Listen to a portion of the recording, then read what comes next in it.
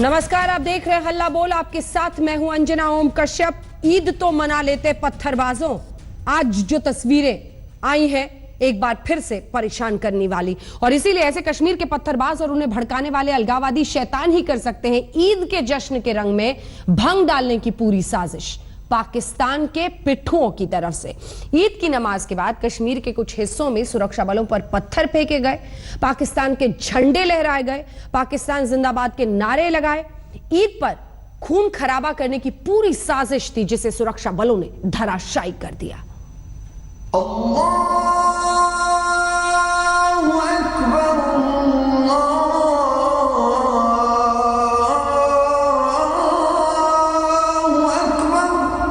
श्रीनगर की फिजाओं में ईद की खुशबू और खूबसूरती है, मस्जिदों में रौनक है, माहौल में ईद की महक है।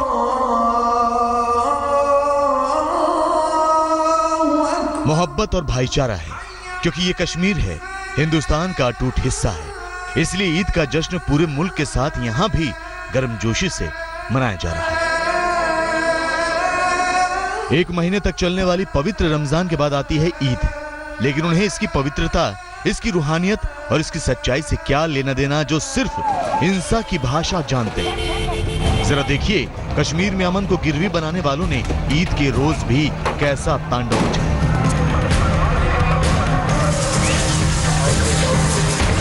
ये हर साल की शैतानी रवायत है। जब अमन पसंद लोग ईद की खुशियां बांट रहे होते हैं तो मुट्ठी भर देश के दुश्मनों की टुकड़ी खून खराबे का घिनौना खेल खेलने में जुट जाती है। श्रीनगर के कुछ हिस्सों में आज भी सुरक्षा बलों पर पत्थरबाजी की गई। आज ईद के दिन भी पत्थरबाज बाज नहीं आए और जवानों पर हमला किया। मैं आपको तस्वीरें दिखाता हूँ, ये वो पत्थर हैं। ये इस तरह के इस बड़े आकार के पत्थर, यानी सोचिए कि अगर ये किसी के ऊपर गिरे, जवानों के ऊपर लगे तो उन्हें कितनी चोट पहुंचोगी। 2 जवान घायल हुए हैं। पुलिस के मुताबिक कश्मीर के कई हिस्सों में आज भी पत्थरबाजी की गई। अनंतनाग, सोपोर, कुलगाम, पुलवामा और पट्टन शहरों में झड़प के दौरान 10 प्रदर्शनकारी घायल हो गए। अनंतनाग में जंगलात मंडी में नमाज के दौरान फौरन बाद भीड़ ने पथराव शुरू कर दिया। भीड़ को तितर बितर करने के लिए आंसू गैस के गोले छोड़ने पड़े। अनंतनाग में करीब 1 घंटे तक छिटपुट झड़पें जारी रही। बारामूला जिले के सोपोर और पट्टन शहरों में भी ईद की नमाज के बाद झड़प की खबरें मिली हैं। ये उंगलियों पर गिने जाने वाले अमन के जल्लाद मुगालते में ईद के दिन खून खराबा कर ये माहौल बिगाड़ना चाहते हैं। पाकिस्तान के इशारों पर नाचने वाले इन शैतानों को लगता है कि ईद की फिजा में फसाद का जहर फैलाकर वो अपने मंसूबे में कामयाब हो जाए, लेकिन ऐसा होगा नहीं। कश्मीर की जनता ने इन तबाही पसंदों को नापसंद करना शुरू कर दिया। इस बार जो पत्थरबाजी सुबह हुई, इसकी इंटेंसिटी पहले सालों से थोड़ी कम थी, और जैसा आपने बताया उसका रीज़न भी यही है कि ये जो लिंचिंग वाला इंसिडेंट हुआ है, हमारे डीएसपी शहीद हुए हैं, तो मोहम्मद अयूब पंडित, तो जो लोकल्स हैं उनके द्वारा इसकी बड़ी निंदा की जा रही है। ये पत्थरबाजों के बुरे दिन के संकेत हैं। कश्मीर में पत्थरबाज हाशिए पर धकेल दिए जाएंगे, ये तय है। इसलिए वो संभल जाए, सुधर जाए। जो शहीद हैं उनका परिवार आतंकियों को ललकार रहा है। जिनको मारा गया, जिनके साथ बर्बरता की गई, उनका परिवार उन पत्थरबाजों के खिलाफ खड़ा हो गया है, और उसी का नतीजा है कि कश्मीर में इन आतंकियों के लिए, इन पत्थरबाजों के लिए जो कुछ भी समर्थन था वो अब खत्म हो चुका है। पत्थरबाज और आतंकी अकेले पड़ चुके हैं। श्रीनगर से तारिक लोन के साथ मैं आशुतोष, आज तक। कई खास मेहमान हमारे साथ इस चर्चा में शामिल हो रहे हैं। डॉक्टर संबित पात्रा, राष्ट्रीय प्रवक्ता भारतीय जनता पार्टी के हमारे साथ जुड़ गए हैं। संजय झा, प्रवक्ता कांग्रेस पार्टी के हमारे साथ जुड़ गए हैं। शबनम लोन जो कि एक्टिविस्ट हैं, लॉयर हैं, वो हमारे साथ जुड़ गई हैं। R K Singh ji, farmer IG हैं सीआरपीएफ के, वो हमारे साथ जुड़ गए हैं। इनामुन नबी, प्रवक्ता आवामी इत्तेहाद पार्टी के, कुछ देर में हमारे साथ जुड़ेंगे।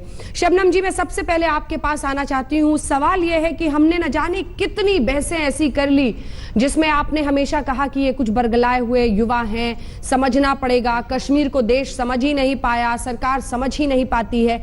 लेकिन इन सब के बीच एक दलील तो दे दीजिए, समझा दीजिए कि ईद के दिन भी इस तरह से वहां पर मौजूद सीआरपीएफ, कश्मीर पुलिस, सेना पर हमला करना क्या बताता है? क्या है इनका धर्म, क्या है इनकी पूजा, क्या है इनके परमात्मा?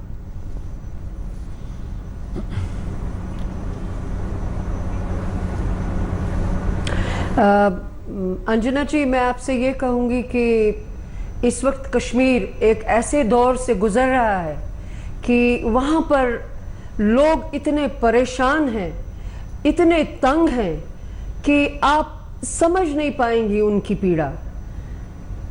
ये जो डीएसपी के कत्ल के बाद वहाँ पे जो हालात हुए हैं, हम सब लोगों ने डीएसपी की फैमिली, अशरफ पंडित साहब की फैमिली का साथ दिया।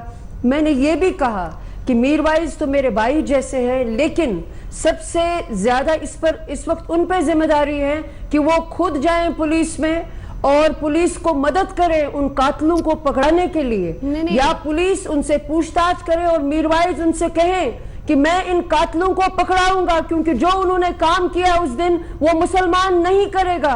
और मीरवाइज तो ये कर नहीं रहे। उस मस्जिद के मुतवली हैं। तो शबनम लोन जी, ये दो इस्लाम सवाल में ये हो नहीं सकता। शबनम लोन जी, दो सवाल। रात में ऐसे तूफान होगा। शबनम जी, दो लेकिन आप सवाल। मुझे ये बताइए, आप ही की बात से सरकार दो क्या कर सवाल। रही है? आप ही की बात से सरकार दो तो कोई सवाल। कदम नहीं कर रही। आप ही की उठा बात रही से है। दो सवाल। सरकार चुपचाप बैठी है। आप ही की बात से दो सवाल। एक तो आप कह रही हैं बहुत पीड़ा है, तो ये पीड़ा क्या पत्थर फेंकने से कम होती है? दूसरा सवाल, मीरवाइज तो कर नहीं रहा ऐसा, वो पकड़वा नहीं रहा उन लोगों को जिसने उस तरह से डीएसपी अयूब को इतनी बेरहमी से जानवरों की तरह पीट पीट कर मार डाला। तो मीरवाइज क्या अब भी आपका भाई है? जी, दोनों सवाल। आप मुझे एक चीज बताइए, क्या हिंदुस्तान का सारा कानून और ऐवान मीरवाइज के अंडर काम करते हैं?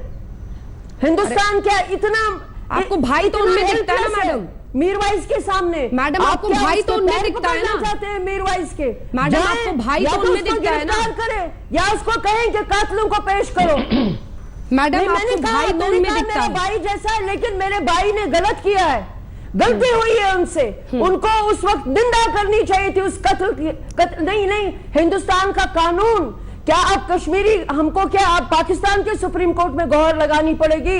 डीएसपी की जो बीवी है और बेवा है, वो क्या आप पाकिस्तान के हाई कोर्ट में दरखास्त करेगी कि कातलों को पकड़ो? जवाब दीजिए संबित पात्रा जी। हेल्पलेस लग रहा है ये मुल्क। जवाब दीजिए संबित पात्रा जी। थिंग टू से कि जवाब मीरवाइज दीजिए। ने कुछ नहीं कहा। अरे कानून क्या उनके अंडर है? जवाब दीजिए संबित पात्रा जी। ये शांत होंगी तभी तो बोलूंगा। देखिए, बड़े ध्यान से आप समझिए, शबनम लोन ने दो बड़ी बातें कही। उन्होंने बातों ही बातों में बहुत चालाकी से मीरवाइज को अपना भाई भी बता दिया और यह भी बता दिया कि अब हिंदुस्तान का कानून, हिंदुस्तान का सुप्रीम कोर्ट ये लाचार है। तो मैं आपके बीच में नहीं बोल रहा था। तो हिंदुस्तान का कानून, हिंदुस्तान की सुप्रीम कोर्ट, जहां से ये खुद वकील है, ये सब लाचार हैं। और पाकिस्तान के कोर्ट में जाऊं क्या मैं? तो कहीं ना कहीं ये पाकिस्तान को और अलगाववादियों को अपना दिखाने का भरपूर प्रयास कर रही है यहाँ पर। दूसरी बड़ी बात मैं यहां बताना चाहूंगा, देखिए, आज ईद के मुबारक मौके पर भी पत्थरबाजी हो रही है। अंजना जी, समझना होगा, हम केवल ये सेक्युलरिज्म के गार्ब में बहुत सारी चीजें बोलते नहीं है। शुक्रवार के दिन ज्यादा पत्थरबाजी क्यों होती है? मस्जिद के बाहर लिंचिंग और मस्जिद के बाहर एक डीवाईएसपी को जान से क्यों मार दिया जाता है? ऐसा क्यों होता है कि नमाज पढ़ने के कुछ मिनटों के बाद बर्बरता और बढ़ जाती है? देखिए, इस्लाम में कोई गड़बड़ी नहीं है, इस्लाम तो अमन पसंद धर्म है। मगर कुछ लोग जो रेडिकलाइज्ड हैं, कुछ लोग जो इंडोक्ट्रिनेटेड हैं, आज वो वहां पर इस्लाम की लड़ाई लड़ रहे हैं, जो कि जाकिर मूसा भी कहता था। जाकिर मूसा ने भी यही ऐलान किया था कि भैया पत्थर उठाओ, अल्लाह के नाम पे उठाओ और हिंदुस्तान को बर्बाद कर दो, एक कैलिफेट यहां पे स्थापित करो, जैसा कैलिफेट सीरिया में है। आज ये एक धर्मयुद्ध देख रहे हैं हम, ये पॉलिटिकल सॉल्यूशन नहीं है। ये जो बार बार कश्मीर के कुछ जो हिमायतकार हैं, जैसे कि शबनम जी और नबी, ये कहते हैं कि पॉलिटिकल सॉल्यूशन चाहिए। शबनम जी और नबी, आप कान खोल के सुन ले, अगर आप पॉलिटिकल सॉल्यूशन का अर्थ सोचती हैं कि कश्मीर को आजाद कर दिया जाएगा, तो आज मैं ऐलान करता हूं कि ये सपना आपका कभी पूरा नहीं। मेरे कान खुले होते हैं, मुझे बोलने की जरूरत नहीं है संबित पात्रा। जब तक हम रहेंगे तब तक जब तक हम रहेंगे, जब तक भाजपा रहेगी, जब तक भाजपा का सोच रहेगा, जब तक दीनदयाल उपाध्याय जी और कश्मीर बर्बाद हो जाएगी, कश्मीर हिंदुस्तान का अभिन्न अंग है और रहेगा। आपको आजादी नहीं मिलेगी, कर लीजिए क्या करना है, आपको आजादी नहीं मिलेगी। और क्या करना है, इस धर्म युद्ध में हिंदुस्तान के संविधान का जीत होगा। Sambit, I am impressed. ओहो, कितना तूफान I का am not आपने here to लेक्चर impress दिया you, ma'am. और I सारा am here to खोखला depress you. खोखला I am not lecture. here to impress you. I am here to depress the likes of you. आप लोगों को depress करने के लिए हम हैं। आप जैसे लोग जिन्होंने हैवानियत को अरे फैला के मैं रखा डिप्रेस है, होने उनको वालों हम में से डिप्रेस नहीं हूँ, करेंगे। वो तो मैं आप आपको डिप्रेस डिप्रेस होते करके रहे जाऊंगी। पाकिस्तानियों किसने से। कहा मैं डिप्रेस होने वालों में से नहीं हूँ? संबित कहाँ से पात्रा, मैसेज व्हाट्सएप पे क्या पहले तो पाकिस्तान आप क्या मैसेज कर भेज रहे रहा हैं? है? आप जुनैद दीदी, को मारा, ये कौन मैसेज भेज रहा है? जुनैद की घर में कहीं आज हाफिज ईद सईद नहीं व्हाट्सएप तो नहीं कर रहा है? Are you qualified to नहीं, talk कहीं about ये- these things? कहीं ये जुनैद हाफिज को क्या सईद आपको किया? व्हाट्सएप तो नहीं कर What? रहा है?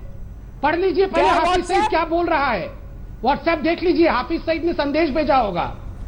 अरे Babri, you are the Babri bomber for me. मुझे ये लगता है जिस तरह क्या से आप बाबरी, बातें बाबरी? करते What हैं, is बाबरी? बाबरी मस्जिद का विस्फोट जरूर आपने किया है। You are the Babri bomber.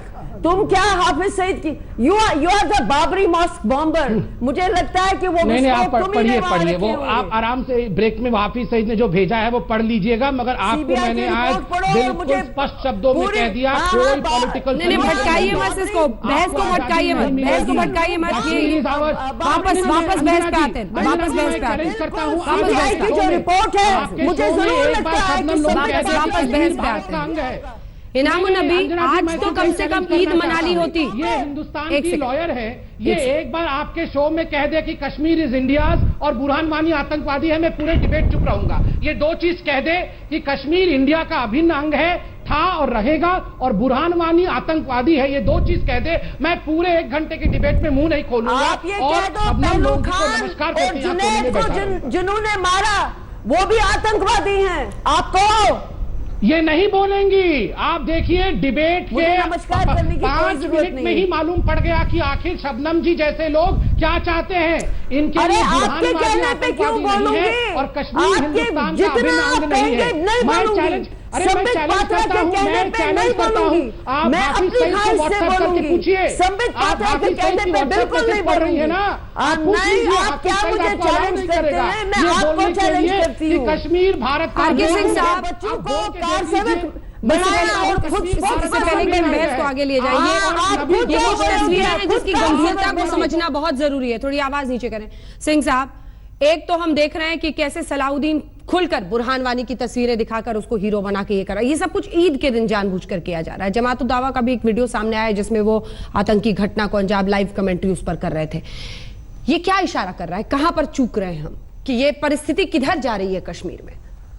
देखिए ये परिस्थिति हम खुद बना रहे हैं। हाँ। हम उन लोगों को इम्पोर्टेंस क्यों दे रहे हैं? वो तो हमारे दुश्मन है, वो तो हर कार्ड खेलेंगे। नहीं, इंपॉर्टेंस का मतलब क्या होता है? हम उनकी तरफ देखें ही क्यों? हम इस अरे प्रॉब्लम देखिए नहीं, वो तो घर आकर कर रहे हैं ना, बदमाशी कर रहे हैं। डीएसपी को मार दिया, चुप रहे। ये नहीं, ये तो प्रॉब्लम हमारी है और हमें डील करना है। हाँ। जिन लोगों ने ये बुरा काम किया है उन लोगों को नहीं, लेकिन वो हमारे मीरवाइज काशी तो उस मस्जिद का है ना सर, जिसके बाहर में मीरवाइज पीटा गया को- उसको। मीरवाइज और को मीरवाइज हम को लोग- पता ही नहीं था। आप मीरवाइज अपने को- दफ्तर जाएं, काम करके निकल जाएं, आपको पता ही नहीं कि वहां पर एक डीएसपी को मार दिया। मीरवाइज को और उनके साथ जितने सेपरेटिस्ट लीडर हैं उन लोगों के खिलाफ कोई कार्रवाई ढंग की नहीं हो रही है। पैसा वो हमसे लेते हैं, उधर पाकिस्तान से लेते हैं और सारे गलत काम यहाँ करवाते हैं। मतलब इन दोनों लोगों तरफ से पैसा लेते हैं। जी हाँ, खुलेआम और पैसा कश्मीर है। में आग लगाने की ठानी हुई है उन्होंने। ईद से कोई लेना देना है भी, कम से कम ये तस्वीरें तो नहीं बताती। देखिए इन तस्वीरों को, आज भी पत्थरबाजी वहां पर हुई है। कैसी परिस्थिति है, जो लोग नमाज अता करने के लिए जा रहे हैं, ईद के मौके पर अपने बच्चों को लिए जा रहे हैं, उन पर हमला कर रहे हैं ये कायर। तमाशा बना के रखा हुआ है और इसी के साथ अपनी बर्बादी की कहानी खुद अपने हाथों लिखने पर आमादा दिखते हैं ये लोग। पूरी चर्चा को आगे लिए चलते हैं, तस्वीरों के साथ शुरुआत करते हैं जिसमें हम देख रहे हैं पत्थरबाजी आज ईद के दिन भी हो रही है और हालत ऐसी कि जो आम लोग, ये देखिए बच्चे को, परिवार को लेकर जा रहे हैं नमाज के लिए मस्जिद में, वहां पर ऐसी हालत हो रही है, उन पर पत्थरबाजी हो रही है, किसी तरह से जान बचाकर जा रहे हैं। इनामुन नबी, क्या ये कहना सही है कि ईद के दिन तो जरा थम जाते पत्थरबाजों?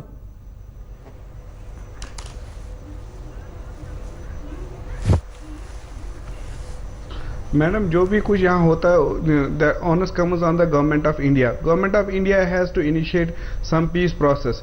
अभी संबित पात्रा जी ये कहेंगे हम वो नहीं करेंगे, ये नहीं करेंगे, ये वाजपेयी जी ही थे जिन्होंने इंटरलॉक्यूटर्स कभी केसी पंत को बनाया, कभी एनएन वोहरा जी को बनाए, जिन्होंने फिर मीरवाइज साहब से, शबीर साहब से और बाकी हुर्रियत लीडरों से बात की। कहीं ना कहीं आपको पीस को मौका देना है।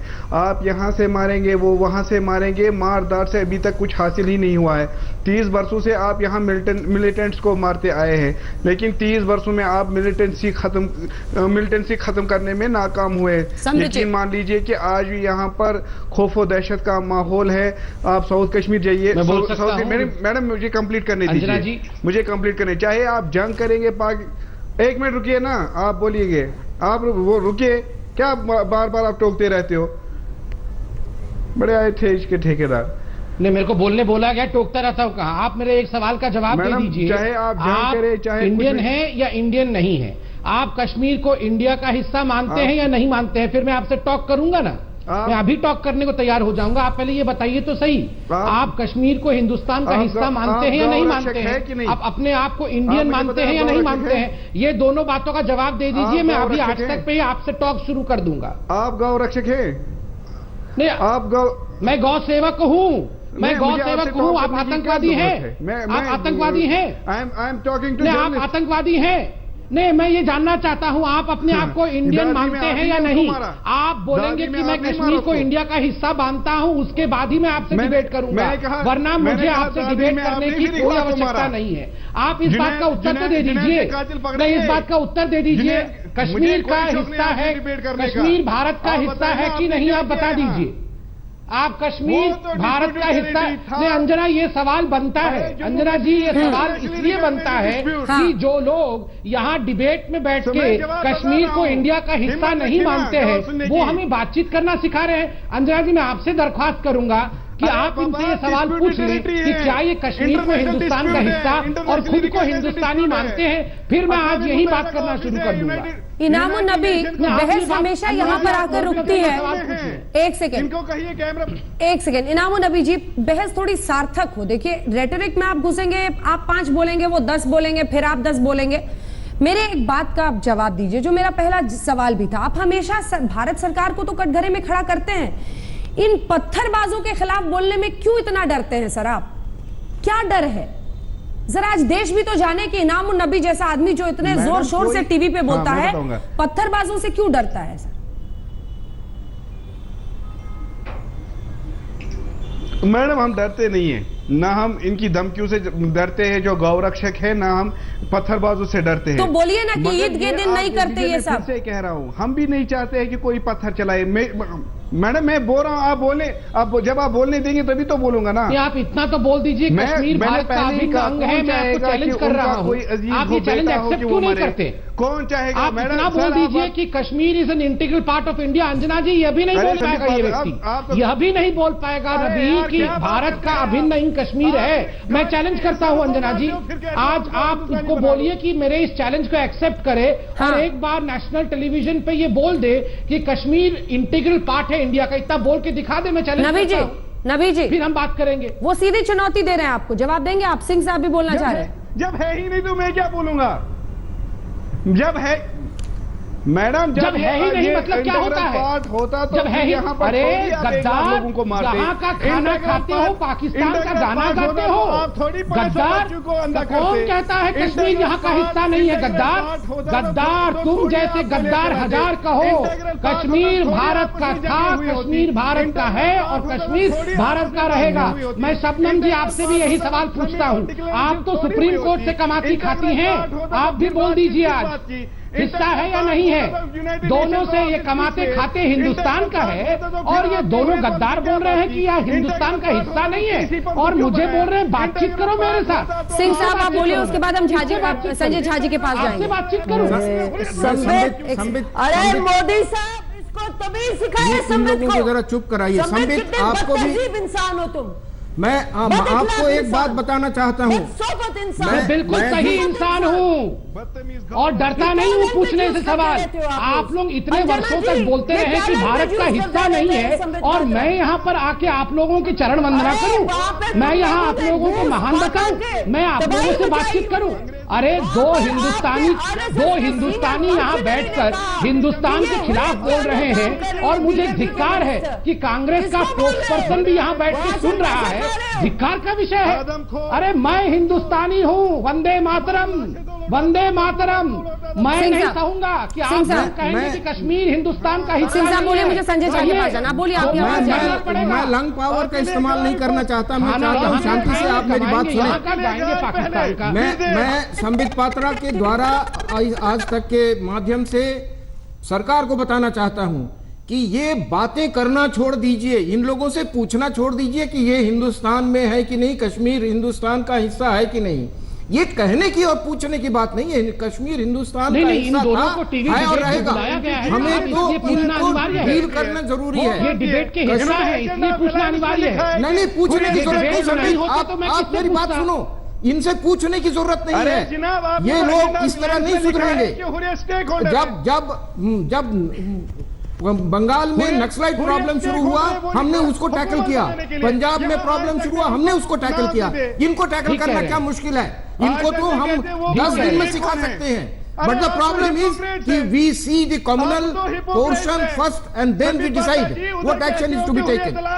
द फोर्सेस आर नॉट आपकी मैडम यहाँ कहती है कि हुर्रियत वालों के फोर्सेस बहुत अच्छी तरह इक्विप्ड हैं अपने काम को करने के लिए। उन्हें आप मौका दीजिए और इनकी तरफ ये मत सोच के देखिए कि ये किस कम्युनिटी और किस बात को करते हैं। कांग्रेस से आप सपोर्ट मत मांगिए, किसी से सपोर्ट की जरूरत नहीं है। अच्छा, वो क्या आपने कांग्रेस का जिक्र किया, लेट से बहुत मैं आ रही हूँ संजय झा जी, माफी के साथ आपके पास आ रही हूँ, लेकिन ये एक मुद्दा है जिस पर तमाम पार्टियों को ऊपर उठकर साथ देना पड़ेगा, तभी हम कहीं आगे बढ़ सकते हैं। आप परिस्थिति देखिए, ईद के दिन की हम तस्वीरें दिखा रहे हैं, लोग मस्जिद के लिए जा रहे हैं, उन पर पत्थरबाजी कर रहे हैं। मतलब ईद तक पे सांस लेने को तैयार नहीं है ये फितूरी पागल।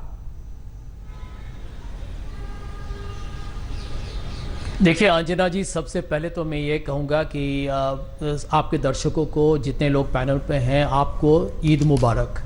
आज के दिन जितना मैं नफ़रत या जितना मैं आक्रोश, हमारे काफ़ी ज़िम्मेदार लोग यहाँ पर पैनल में हैं, इतना गुस्सा मैं समझता हूँ कि बहुत ही नकारात्मक एक तरीके से एक कोई भी देखेगा तो बहुत नकारात्मक सोच और नज़रिया दूसरों को लगेगा कि भारत में हम लोग कैसे अपने आप में इतने लड़ते हैं। ठीक है, ये मानने के लिए हम लोग को समझना चाहिए कि एक ऐतिहासिक मसला है, ये बात एक सच्चाई है। हम समझते हैं कि जिस तरीके से, जिस बेरहमी के साथ मोहम्मद अयूब पंडित का उस दिन हत्या किया गया, बहुत ही अफसोसजनक, बहुत ही दुर्भाग्यपूर्ण और शर्मनाक है। प्रश्न सिर्फ यही उठता है और ये इस बात पर हमें गौर करना पड़ेगा। और गौर करने की बात यह है कि आज के दिन भी यदि इतनी नाराज़गी है और अलगाववादी सफल हो रहे हैं कश्मीर में, तो अंत में लोग यही पूछेंगे कि जम्मू और कश्मीर में हमारे पास एक सरकार है, उसको लोगों ने चुना है, कहाँ है वो शासन, कहाँ है वो संचालन, कहाँ है वो प्रशासन। देखिए ये बहुत ही अहम मुद्दा है और मैं संबित जी से गुजारिश करूंगा कि देखिए आप यहाँ पर एक ये राजनीति का ये माहौल न बनाएं, क्योंकि देखिए कश्मीर अब एक बहुत ही गहरा मसला हो चुका है, एक संगीन और संजीदा एक विषय है। यहाँ पर हम एक दूसरे के साथ जिस तरीके से लड़ रहे हैं, हमारे पड़ोसी देश के लोग बहुत खुश होंगे कि देखेंगे कि इनके अंदरूनी मसले में ये लोग खुद अपने आप के ही गला घोटते हैं। देखिए हमें इसका सुलझन ढूंढना पड़ेगा। संबित जी, ये सवाल बहुत जरूरी है कि क्या सब राजनीतिक दल को मिलकर, आप ही का सवाल मैं पूछती हूँ सर उनसे, क्या जम्मू कश्मीर में एक बिखरता हुआ नेतृत्व जिम्मेदार है ये सब होने के पीछे? देखिए अंजना जी, ये जो सवाल हमसे विपक्ष पूछती है कि जम्मू कश्मीर का जो मसला है वो तब से शुरू हुआ जब से भारतीय जनता पार्टी और पीडीपी का गठबंधन हुआ, ये तो बिल्कुल ही एक बौखलाने वाला सवाल है। आप बताइए, ये 27 साल से इशू चल रहा है, ये बीडीपी और बीजेपी तो 1.5 वर्षों से साथ आई मसला बोला है। था जब कश्मीरी पंडितों को मार मार के भगा दिया गया था, उस समय पीडीपी और बीजेपी साथ में सरकार नहीं चला रही थी। हम सबको उसके अंदर बिल्कुल जो आरके सिंह साहब ने कहा सही कहा, इसको कम्युनल साइड से बाहर निकाल के ठंडे दिमाग से सोचिए कि एक रिलीजियस वॉर का रूप लेते जा रही है। और देखिए, मैं बार बार ये सवाल क्यों पूछ रहा हूं, नबी हो चाहे शबनम जी हो, कि आप ये तो बताइए, आप अपने आप को इंडियन और कश्मीर को इंडिया का हिस्सा मानते हैं? जब तक हमारे मेन डिबेटर्स नबी हर चैनल में है, अगर नबी अपने आप को कश्मीर को भारत का हिस्सा नहीं मानते हैं, तो मैं नबी जैसे लोगों से, क्योंकि नबी is the small version of separatist, अलगाववादी का एक छोटा वर्जन टीवी पे बैठा हुआ है, तो मैं उससे क्यों बातचीत करूं? मैं इस बात को भारत की जनता के सामने बात रखना करना चाहता बंद हूं। कर दीजिए, हम बातचीत करने को तैयार हैं, मगर आप पहले ये तो बोलिए करना कि बंद आप कीजिए। कश्मीर को भारत का हिस्सा मानते हैं और आपके खिलाफ काम कर रही है। जब ये लोग नहीं, हुरियत को तो हमने, देखिए हुरियत के जी, साथ तो आपको शायद मालूम नहीं है, मैं बहुत पुराना हूँ हुरियत को साइडलाइन करने का, और मुझे मालूम है वो नहीं करने का डिसीजन हम ही ने लिया है, पाकिस्तान के लोगों से भी लेते हैं और सारी सुविधाएं ले रहे हैं, आज तक उन पे कार्रवाई नहीं हुई। नहीं, वो एक जमाना था जब देखिए दुल्लत साहब ने, सुनिए, दुल्लत साहब ने जब किताब लिखी थी, उस जमाने में सरकारें अलग थी, उस जमाने में पैसा लेते होंगे, मगर मैं आपको बिल्कुल कह सकता हूं कि मोदी सरकार नहीं, आरके सिंह साहब, आपके जमाने में क्या पैसा देते थे इन लोगों को? मैं नहीं मानता हूं क्या पैसा देते होंगे इन लोगों को। आप वहां के पूर्व आईजी रह चुके हैं, हम फोर्स में थे और हम जानते हैं कि इन लोगों को पैसा दिया जाता था। वो देखिए, पहले के समय क्या होता था मुझे नहीं पता है, ये सरकार पैसा नहीं देती है, मैं ये ऐलान करता हूं। संबित जी, आप ऑडिट करा लो, आप ऑडिट करा लो सीक्रेट फंड का, और आपको पता चलेगा कि क्या हो रहा है। मुझे बोलने दीजिए मैडम। नहीं, मैं मैडम मुझे बोलने दीजिए आप। बिल्कुल नहीं दे रहे हैं, मैं आपको ऐलान कर रहा हूँ, हम एनआईए लगा के चल रहे हैं। ठीक है, एक सेकंड, सबका जवाब दीजिएगा। एक सेकंड, शबनम लोन जी, जल्दी से, फौरन उसके बाद पे। अंजना जी, देखिए, मैं वकील हूँ, गलत बात नहीं करूंगी, फैक्ट्स पे बात करूंगी। करंट न्यूज है हमारे यहाँ कश्मीर में बहुत फेमस। कल श्यामा प्रसाद मुखर्जी साहब की वहां पे एनिवर्सरी थी, तो आरएसएस के एक बहुत बड़े फंक्शनरी वहां जम्मू आए थे। मैं 2 लाइन आपको पढ़ के सुनाऊंगी, संबित पात्रा के सारे आर्ग्यूमेंट आपको पता चलेगी, झूठ फरेब। देखिए क्या कहा उन्होंने। Doctor Krishna Gopal, who was in Jammu to attend one-day seminar on Dr. Shyama Prasad Mukherjee on June 23, was shocked to get feedback about BJP ministers' obedient approach in accepting dictates of Hurriyat and other separatist leaders. अब ये तो आप क्या ma'am, Shabnam जी, WhatsApp पर फैलाई हुई अफवाहों को आप टीवी पर पढ़िए सुनाएंगी? नहीं, ये ठीक नहीं है। कम से कम व्हाट्सएप के जरिए, आजकल सोशल मीडिया के जरिए बहुत सारे र्यूमर्स को फैलाया जाता है। नेशनल टेलीविजन पर ऐसे बिना कंफर्म किए आज तक जैसा जिम्मेदार चैनल ना आपको ये पढ़ने देगा, ना हम बिना चेक किए उस खबर को चलाएंगे। आरके सिंह साहब, ये उम्मीद ही ना रखें कि ईद के दिन ये पत्थरबाज बाज आएंगे।